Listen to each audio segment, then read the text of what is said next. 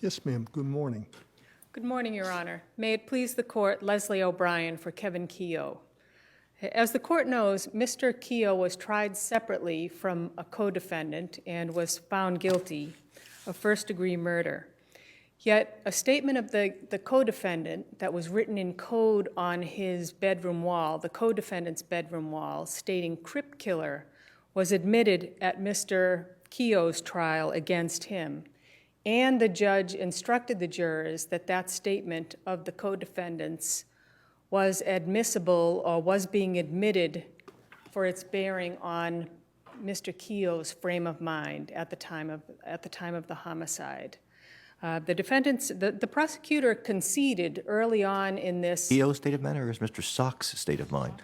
Yeah, I'm sorry, it's the co-defendant is Mr. Sock. Right. but it was admissible on his state of mind, not on Mr. Keogh's state of mind. Well, it was admitted on Mr. Keogh's state of mind. That was the judge's instruction to the jurors, that it was being admitted I for thought its I bearing. read it, and it said socks, no? No, it says. Well, it's on page 30 of your brief. It says, lengthy limiting instruction which informed the jurors in relevant part the purpose. There are two paragraphs. The purpose for which this particular evidence is admitted is on the issue of what the Commonwealth claims is the defendant Kevin Keogh's state of mind was at the time of the alleged shooting at the Golden Lake restaurant as it relates to motive for the offense involved. The Commonwealth is suggesting that the defendant shared the same mental state at the Golden Lake restaurant with Bonrad Sock. So you may consider this evidence as it relates to the state of mind that Bonrad Sock had at the Golden Lake restaurant, that Bonrad Sock had at the Golden Lake restaurant at the time of the shooting. Yes, in that very first sentence, Your Honor, it's being offered on Mr. Keogh's frame of mind. In the very first sentence there. But it's Is there an objection derivative. to It's this limiting derivative. instruction? I'm not sure what you mean by its derivative, Your Honor. Yes, I'm looking at exactly the same instruction. And if the statement isn't admissible, if it isn't being offered on Kevin Keogh's state of mind, I mean, that is the issue here. Was this objected to, this instruction? The specific instruction was not objected to. The admission of the statement was objected to. So, no, I don't believe that the specific instruction was objected to. But of course, the issue here at Kevin Keogh's trial was Kevin Keogh's state of mind. So then the issue becomes, was that statement from Sock's wall admissible as to Kevin Keogh's state of mind? And certainly, I realize there are references in the instruction to Mr. Sock's frame of mind, but it's meaningless unless what the judge is saying is that you consider it on Mr. Keogh's state of mind, whether that was the shared state of mind. And the Commonwealth, as I started to say, the Commonwealth conceded early on after I filed my motion for a new trial that this was not a statement made in furtherance of or during a joint venture, that it doesn't qualify as that. And I'd suggest that that actually decides the issue, because there is no exception, there is no law that so far that where this court has said that a statement, the state of mind of a co-defendant or a co-conspirator is admissible no matter when it's said, no matter to whom it's said, it's admissible against all co-defendants. It's simply not part of the law at this time, and I'm suggesting that it absolutely should not be made part of the law. It should not be made part of the law because it expands the rule regarding co-conspirators' statements, at the same time contracting the right of confrontation, and there's no reason or justification for doing that, Your Honors. I've suggested I've also said that the statement was not relevant to Mr. Keogh's frame of mind for a couple of reasons. One of those reasons is we really don't know what the statement means. Does the statement mean, I want to kill a Crip, I will kill a Crip, I have killed a Crip? Certainly if it's, I have killed a Crip, it's certainly not admissible against Kevin Keogh, a confession that Mr. Sock has killed a Crip. As a matter of fact, it would have been, had it been admitted for that purpose, it would have been helpful to the defendant. His defense was that it was Sock, not himself, who killed the victim in this case, Mr. Rodriguez. If I could focus on that, I gather that the entire gist of the defense in this case was that Sock was the shooter. Yes, that Sock was the shooter, and that Sock or one of these other people was the shooter, and that they acted without Kevin Keogh's agreement or participation. And did defense counsel seek to admit the closing argument of the prosecutor in the Sock trial, where the prosecutor said, who was the same prosecutor as in the Keogh trial, that the No. prosecutor said that Sock was the shooter? No, I don't think I don't see any theory under which that could have been admissible, that the prosecutor said that Sock was the shooter.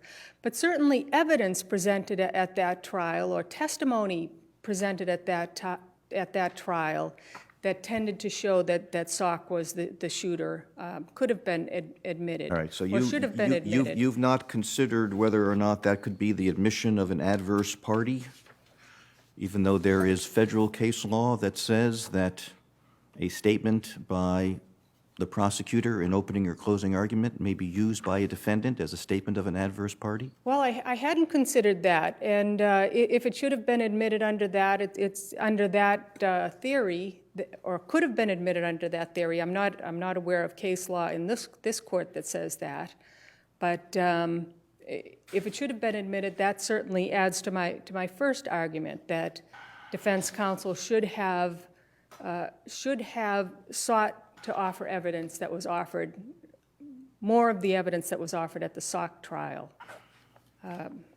I wasn't aware of that law in federal court, Your Honor. In regard to my argument that the Crip Killer statement was not admissible to show Kevin Keogh's shared frame of mind, I submit to the court, not only do we not know what the statement meant, but just by way of illustration, if defense counsel, if it had been written on Mr. Sock's wall, I love the Crips, or I wish I were a Crip, it would be very clear that that would not be considered exculpatory evidence. It would not be considered evidence that Mr. Keogh would never have intended to kill a Crip. It's no more relevant just because it happens to be helpful to the prosecution. I'd suggest that the guiding law should be the law. But let me ask you this: would it be admissible in Bonrad Sock's trial? Yes, or his state of mind? Most certainly, Your Honor, because it's a statement of a party opponent. It's clearly admissible against. But it's relevant to his state of mind, right? And relevant to his state of mind. But the question is, my point is that what Mr. Sock has to say about his state of mind at any time to any person does not necessarily become admissible against co-conspirators. And But the cases that you discuss in your reply brief and the Commonwealth argues, which they weren't, I mean, they're dissimilar, but they do involve things that go to motivation of the person other than the defendant, the joint venturer, if you will, right? Yes. And the defendant wasn't present when those events were happening, right? Well, that's true, Your Honor, but in all of those cases, those statements were admissible as statements of an accomplice. Those statements were made during the course of the conspiracy or the joint venture, or they were made in furtherance. It was like a week, but some of them were a week before the events. Well, yes, and this is another part of my argument, that the law concerning the statements of accomplices is broad enough to encompass what it needs to accomplish.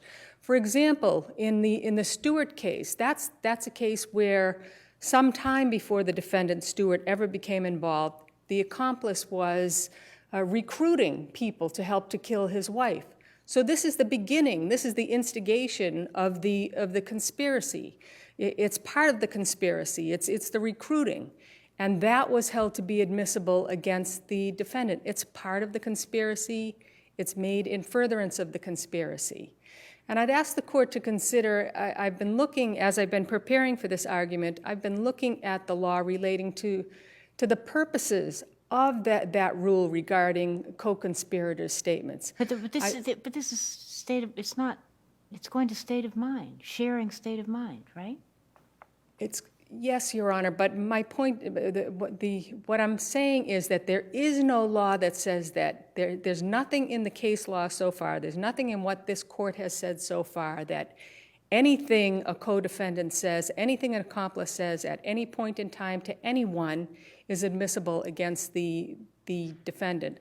And I've looked at this court's reasoning behind accomplice statements, the admissibility of accomplice statements, where the court says that the requirements that the statements be made in furtherance of and during the joint venture, that provides some minimal assurance of reliability. That's what this court has said. And I also looked to the First Circuit, and I've sent the court a 16L letter, where the First Circuit reasons that the in furtherance of requirement protects a defendant from what the court calls idle chatter of any co-conspirators. And I'd certainly submit that this writing this statement in code, crypt killer, on an accomplice's wall can be looked at as simply idle chatter. I'd ask the court. I mean, the defense here was that Sock did it, and the Commonwealth has now admitted evidence that Sock's state of mind was that of a crypt killer. Why isn't that perfectly consistent with your defense? We know what Sock's state of mind was. The Commonwealth has introduced the evidence. He's a crypt killer. Because the instruction was given in the first part of that instruction, this was being admitted to show Kevin Keogh's state of mind. And that instruction looked at as a whole was that this instruction is being given for the jury to consider that crypt killer statement as, I believe the statement. This statement isn't, Keogh and I are crypt killers, right? That would be very problematic for many reasons. Yes, exactly. So how does it become, the question is, how is it fair to attribute that statement to Keogh? I don't think that's what he's saying, the judge. I think he's saying this is Sock's state of mind. The Commonwealth is arguing that the defendant shares his state of mind. Here's Sock's. You have to decide, is there evidence that he shared that state of mind? But my argument is, Your Honor, that so far, this state of mind exception that the Commonwealth is urging, it could absolutely swallow the rule that limits co-conspirators' statements to statements made during the course of and in furtherance of the commission of a crime. The co-conspirator statements are focused on them being offered for the truth of the matter asserted, and this is not offered for the truth. This was, I think, understood to have been written before the shooting. Well, we don't know, of course, whether that's part of the problem I'm raising. We don't know whether it's written before or after the shooting. It could be a confession. Mr. Sock, according to the evidence, was arrested at his home the day after the shooting. The sign on his wall was discovered the day after the shooting. We don't know what this means, crypt killer. And the judge is instructing the jurors that they could consider it regarding whether there was a shared state of mind here was not helpful. I'd also point out, I want to point out, there's another suggestion by the Commonwealth that this was admissible as a statement of intent. And it's not a statement of intent. The examples given by the Commonwealth are the Wampler and Fernandez cases. In those cases, in Wampler, the accomplice said, "I'm going to kill that kid that broke my nose." In Fernandez, the accomplice says, "I'm going to kill that Chris Starks." Those are statements of intent. Crypt killer is not a statement of intent, and the judge's instruction did not instruct the jurors that it was being offered as a statement of intent.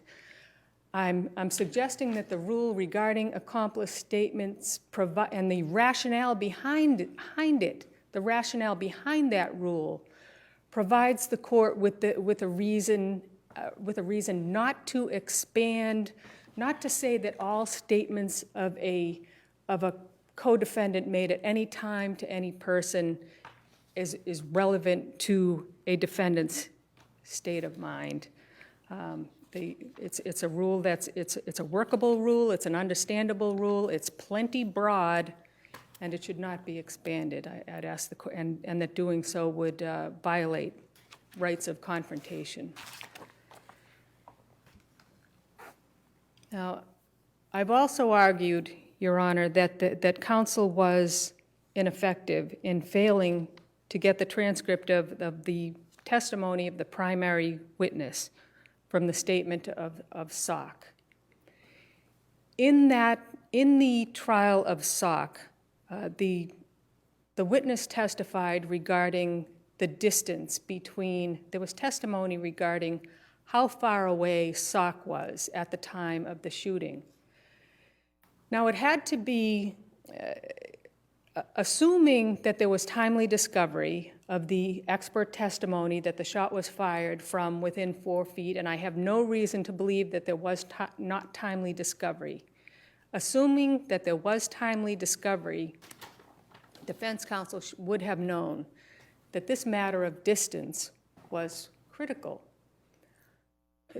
The Commonwealth says that he was present, that defense counsel was present in the courtroom while this witness testified regarding the distance between between Sock and the other co-defendants and the victim in this case, Mr. Rodriguez. So he had to know that that was critical testimony. If he had obtained that testimony, and I realize that the court disfavors Monday morning quarterbacking, picking apart what defense counsel does at trial, but I'm suggesting that where this was such an obvious and critical issue, it was the issue that was the difference between the prosecutor arguing that Keogh was the shooter at Keogh's trial and arguing that at least that Sock could have been the shooter at Sock's trial. You know, maybe you can help me with this, but I thought at the co-defendant's trial, Chun never said that the co-defendant was definitively not more than 20 feet away from the victim, only that she couldn't say one way or the other. Yes. And at the defendant's trial, she was unable to quantify an exact distance in feet, and she could only give a visual approximation. How was this going to be so pivotal?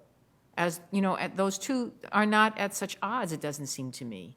Well, in a way, they're at enough odds that a competent cross-examiner, even minimally competent, cross-examiner, could have made use of that. For example, at Mr. Sock's trial, the witness would have been asked, didn't you say that Mr. Keogh's trial, pardon me, at Mr. Keogh's trial, didn't you testify at one point that the other individuals were outstanding by the sign to the restaurant? I made an offer of proof at the non-evidentiary hearing, which is part of the record in this case, that was 45 feet. She said they were, so at one point she testified they were 45 feet away. At one point she testified that they were at the bar, the distance to the bar in the courtroom. At Mr. Sock's trial, she testified that she couldn't say whether, she couldn't quantify the distance, but she said it was somewhere near the bar.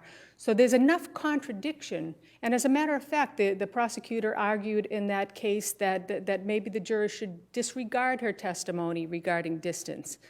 So there was enough there that defense counsel could have cross-examined and shown that the testimony of the witness was unreliable as to distance, a critical component of the case. But the prosecutor, the defense counsel in the Keogh case, I gather, was present for that part of the cross, correct? Yes, he was. He was present for that part of the cross, and so that So he saw it and he saw it and heard it. He he saw and heard it. I don't know what use he could have made of it with, or he didn't make any use of it. Okay, well, I mean, the question is, would it be appropriate, if it turns out that when she said the distance between where the witness was sitting and where the prosecutor or questioner was about the same in both trials, would it have been appropriate to have cross-examined her on that, where the defense lawyer would have known that that was misleading? Well, Your Honor, I don't believe it is misleading. And when you look at the prosecutor's closing in the Sock case, you can see that he's saying you don't have to rely on Ms. Chun's estimates of time. He's implying that she's not reliable on that point.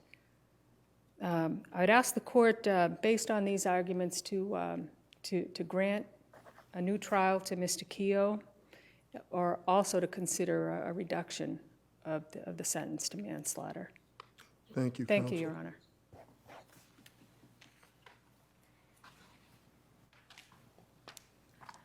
Good morning. Excuse me, I'm Catherine Semmel, appearing on behalf of the Commonwealth. At the outset, I would just like to note that my sister misspoke at one point. The victim in this case was Mr. Martinez, not Mr. Rodriguez.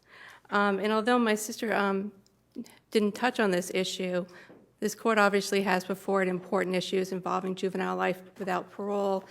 2 cases were argued last week, and I would like to start by discussing that issue today. Before you get there, let me Yes. ask you a fundamental question. How can a prosecutor in your office argue in the Sock trial that Sock was the shooter, that Keogh's hand was such that it made him unlikely to be the shooter, that the discussion in the back of the car in which a person admitted to the shooting was Sock, and then 6 months later at the Keogh trial say Keogh was the shooter, Keogh was the person who spoke that, and Keogh's hand was not such as to prevent him from being the shooter? How can a prosecutor make those 2 arguments in good conscience without the jury understanding that the same prosecutor at the first trial had argued exactly what the defense was arguing, that Sock was indeed the shooter? Well, I think, Your Honor, that in this case, there was conflicting evidence. There was conflicting evidence as to statements that were made about who made them, and there was no direct evidence in this case as to who was the shooter. I think it's clear that when the prosecutor argued and suggested in one case that Sock was the shooter, that the prosecutor also made clear that it didn't matter who was the shooter. I understand that, but is not, let me read you a statement from the Second Circuit case of United States versus Salerno, citing United States versus GAF Corporation. The jury is at least entitled to know that the government at one time believed and stated that the proof established something different from what it currently claims. Confidence in the justice system cannot be affirmed if any party is free, wholly without explanation, to make a fundamental change in its version of the facts between trials and then conceal this change from the final trier of the facts. Was it not ineffective for defense counsel in this case to not seek to offer into evidence that part of the prosecutor's closing argument in which he told the jury Sock is the shooter, Sock was the person who said I was the shooter, and that the defendant's hands were such as to make him unlikely to be the shooter? I'm not familiar with that law, Your Honor, that you're relying on. I don't know that it would have been admissible in this case, but certainly all the evidence that was presented in both cases was before the jury on both sides, and they were very much aware of the theory that Sock could have been the shooter in this case. Is it appropriate? I mean, does truth not matter? Can the same prosecutor make fundamentally different arguments to a jury and not be held accountable for that?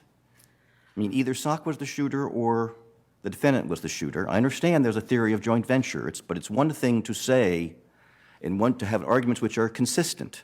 But to argue to a jury Sock was not the shooter, Keogh was the shooter, when that same person argued that Sock was the shooter based on the same evidence, is that ethical and appropriate for a prosecutor's office to do in a criminal case involving, well, any criminal case, not to mention one involving murder? I think that there was conflicting evidence that 6 months elapsed between the 2 trials, and that theories of cases changed during that time. And I appreciate that the court's concern, but I don't feel like it was a deliberate, it certainly wasn't a deliberate misrepresentation. The prosecutor argued one theory at the first case based on the evidence. There was evidence presented in the second case on both sides. Okay, and the question is it not ineffective for counsel to not seek to admit the prosecutor's statement as a statement of an adverse party in view of at least federal case law, which says that under certain circumstances it may be admissible? I'm hampered, I'm afraid, by my lack of familiarity with that. I would note that Mr. Salk was convicted of second-degree murder, that I believe the jury rejected the Commonwealth's alternative argument that Salk was a shooter, and I wonder that if in fact the prosecutor's statement was in fact admissible, whether the fact that the jury rejected the first-degree murder conviction in that case might also have been admissible for your ineffective assistance. Would you want a chance to brief this? We would be happy to, Your Honor. Okay. Will the court issue an order? Well, can't Well, you do it in a 16L? We still have 33E obligations. Absolutely, Your Honor. And I consider that to be certainly something that would need to be considered under 33E. So if you do not wish to respond to it, you do not need to. I would be but- happy to. I was only wondering if the So court at was... your peril, at least as far as I'm concerned. All right. Thank you, Your Honor. We will certainly respond to that. If I might turn to juvenile life without parole, the defendant has advanced an argument in this case that this court should go beyond the Eighth Amendment and should in fact find that under Article 26, life without parole is categorically prohibited in all circumstances, even if the hearing required under Miller is in fact held. And in making that argument, the defendant has relied in part on a textual argument, pointing out the difference between cruel and unusual punishment, the Eighth Amendment, cruel or unusual punishment under Article 26. And I think that there is no authority under this court for the suggestion that there is in fact a difference in application. And I think that the point is made by Justice Roberts in dissent in Miller, that in fact the finding of the majority was in no way based on the unusualness of the sentence that was imposed in that case. And in fact, more than half of the state jurisdictions imposed a mandatory life without parole, and that over 2,000 juveniles were incarcerated. In application, I think there is support for the idea that cruel or unusual punishment under the Eighth Amendment has become more of a term of art than two independent factors that need to be established, and that there is really no textual difference. But grammar aside, I think the most important issue is to look at the question under the traditional Massachusetts standard for cruel or unusual punishment. That is whether the defendant has met his heavy burden of showing that that a juvenile life without parole, even after Miller, and even after a Miller hearing, is so disproportionate in all cases that it shocks the conscience and offends contemporary notions of decency.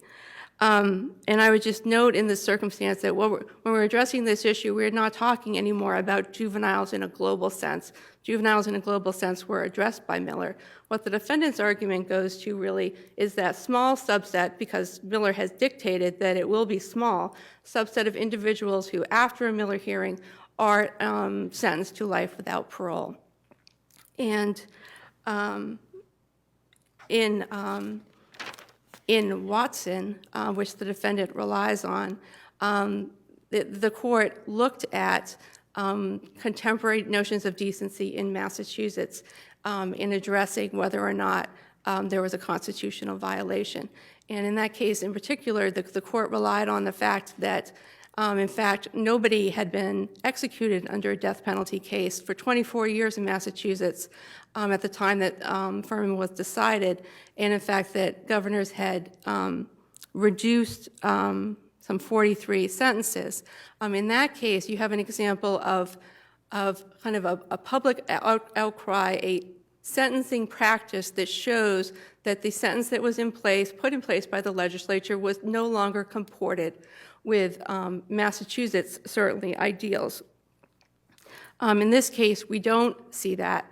In fact, 2 years after Watson was decided, this court rejected the idea, the very claim advanced here, that in fact, that juvenile life without parole sentences are invalid. And since that time, we have not seen any trend in Massachusetts toward harsher, toward more leniency toward juveniles who commit these most serious offenses. If anything, the rules have become harsher.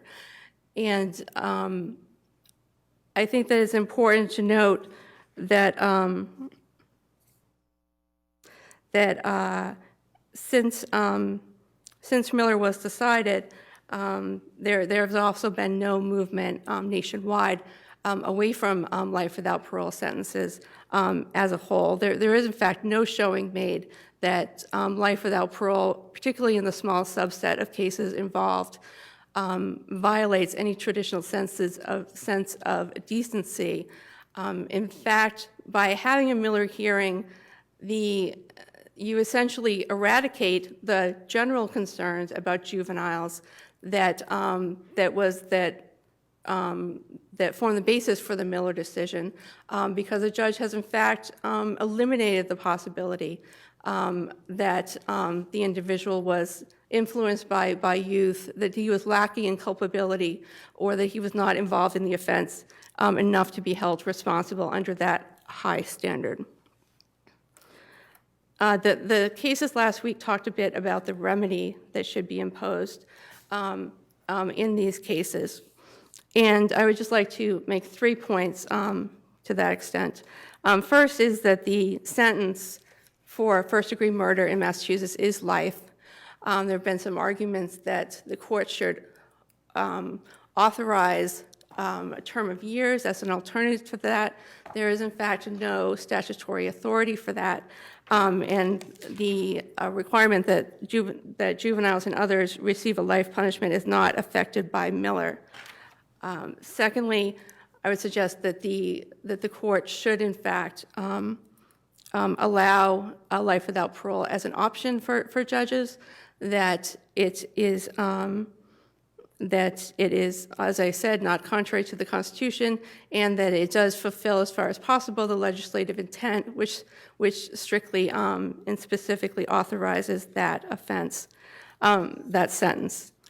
If the court does not, if the judge does not impose life without parole, I would suggest that in that instance, there is no specific authority under Massachusetts jurisprudence for what parole eligibility should be.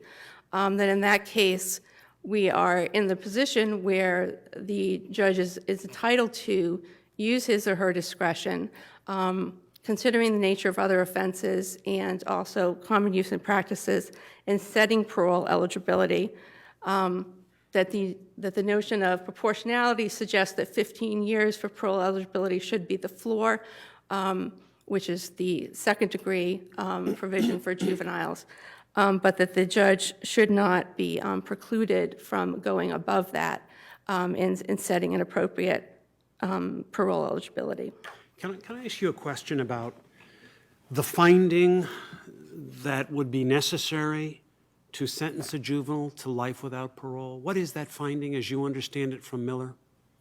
It's, I think we tend to shorthand it a bit and talk about, catchphrases such as irretrievably depraved, but it is, I think, a much broader finding than that, more in keeping with the judge's traditional sentencing discretion, that the court would look... You think so? So it's not, you agree that this category of juveniles who will be subject to this extraordinary punishment is very limited. Well, the court has dictated that it would be, yes, I agree. So there's got to be a pretty significant finding made to expose someone to such a penalty. Right. Why isn't that a jury question? Why isn't this Apprendi? Well, I have no doubt that there may be Apprendi questions raised as to this issue. I will say, in the recent Allen decision from the U.S. Supreme Court a couple of months ago, they were careful in the last section of the decision to validate that they were in fact not saying that they were limiting a judge's traditional sentencing discretion to decide between a range of sentences. And What was that said again? it's the Allen case, it's 133, Supreme Court 2151. I may be pronouncing it incorrectly, although I Googled it. It is Alleyne. Okay. Well, I'm just thinking ahead. I mean, if in fact there's going to be this extremely important finding that makes the difference between whether someone is exposed to life without parole or a lesser sentence of life with some parole eligibility, what kind of process will we need to do that?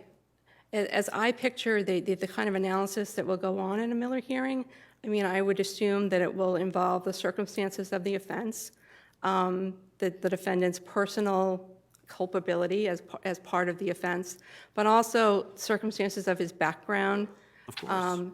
It may involve circumstances around the case, because the Miller court was careful to note the problems that might arise from just being a youth on trial. It might address Miranda issues, voluntariness. I think it could address a large number of factors. It may be very social sciencey. Just like in a death penalty case. Just like in a death penalty case where the state is seeking the death penalty. It might be, but I think that in general that unless the legislature were to enact a statute that creates specific aggravating factors, which I think is one of the proposed pieces of legislation, that you'll get life parole without parole with certain aggravating factors, which I think is often the case in death penalty cases, although I admit I have not been here and practiced during it, then in that case we certainly have an Apprendi situation. But in this case, this is I think that by and large is much more akin to the type of inquiry that a judge traditionally undertakes when deciding between a range of sentences. It will be more involved and it will be more far-reaching, but I think it is the same type of thing. And I would just say that I'm not aware of any. Hope the U.S. Supreme Court doesn't change its mind next year or the year after, or 10 years down the road. Well, I would not make any money predicting what might happen there, but certainly I haven't seen any cases where this issue has been raised yet, and we have of course seen cases where. We're trying to construct something going forward essentially out of whole cloth because the legislature is not acted and. Absolutely. Okay. Absolutely. I would be happy to address the first two issues if the court has any If I could questions. turn you to one part of your brief, which is page 11, where you speak of the testimony of Phil Ragusa, Yes. and I think you write that he saw a fourth Asian male run past after the three had run, and that the fourth Asian male was heavier than the other three. Is there evidence as to who was the heavier of the four? There is testimony, I don't remember where it comes from, but from at least a couple of people that Vannereth Che was the heaviest. What was in fact the bigger. I'm sorry, Vannereth Che. Vannereth Che. Vannereth Che. Vannereth Che.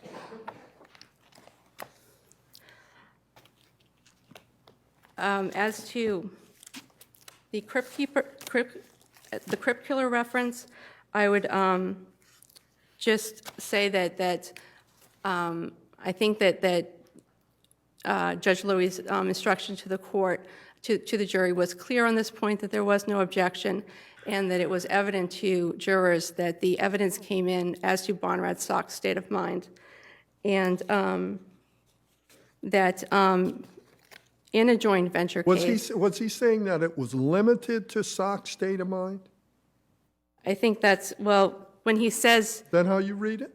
that's implicitly how I read it, that when he says that it is admitted for as to Stock's state of mind and repeats that I think he means that it's limited to it, and that's how it would be commonly understood. He says it's admissible on the issue of Keogh's state of mind, and then goes on to say. And then he goes on to explain, I think, how that is, and it has to do with the, Are you aware of any cases in which, apart from joint venture, binding on all the joint ventures, any cases where a statement by, what is actually a sort of expression by the alleged joint venture is used on the current defendant's state of mind? I mean, the cases that you cite are about witnessing or participating in actions, as I recall. they are, the cases that I primarily reference, which are Fernandez and Wampler, are cases where the co-defendant, joint venturer, made a statement or threat or was involved in a fight with the victim a week or 2 weeks before the offense. I'm not sure what Okay. you're... Well, all right, well, And in that's, those- I was thinking about the one with the fight. So in the other one, it's that he makes a statement about the victim, is that right? That's correct. And so then it comes in, that's evidence of his state of mind. That's correct. And because the allegation is it's a joint venture, so that, you would say that's the same thing as here. Exactly. Yes, I would. Thank There are you, no Counsel. further questions. Thank you very much. Thank you very much.